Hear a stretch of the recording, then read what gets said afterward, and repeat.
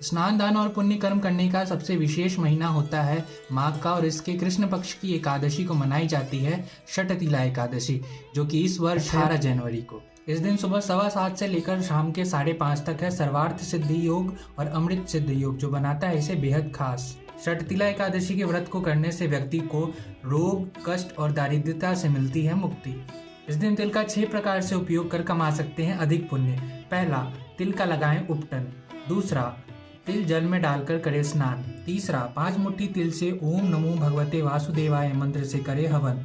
चौथा, अपने पितरों को तिल से दे विधिवत तर्पण।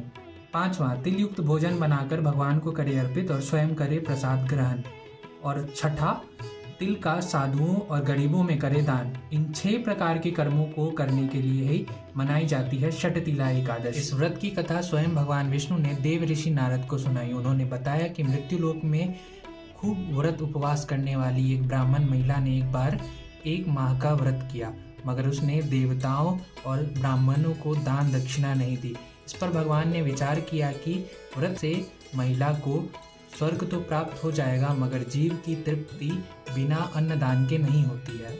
इस पर दीनदयाल श्री हरि महिला से दान लेने के लिए स्वयं ब्राह्मण का वेश बनाकर उसके द्वार पर आ पहुंचे। महिला ने मिट्टी का पिंड बनाकर दान कर दिया। दान लेकर भगवान वैकुंठ लौट गए।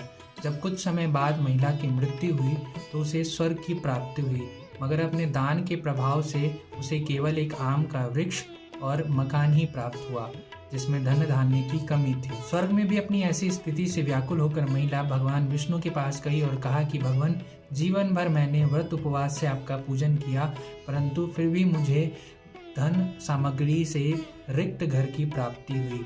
इसका कारण बताएं। उत्तर में भगवान ने कहा कि अभी तुम घर जाओ, देव स्त्रियां तुम्हें देखने आएंगी, उनसे षटतिला एकादशी व्रत का पुण्य और विधि पूछ लेना, तभी द्वार खोलना।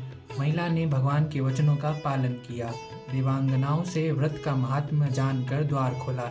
उन्होंने देखा कि महिला न गंधर्वी है न आसुरी है, बल्कि पूर्व की तरह एक सामान्य मानुषी है।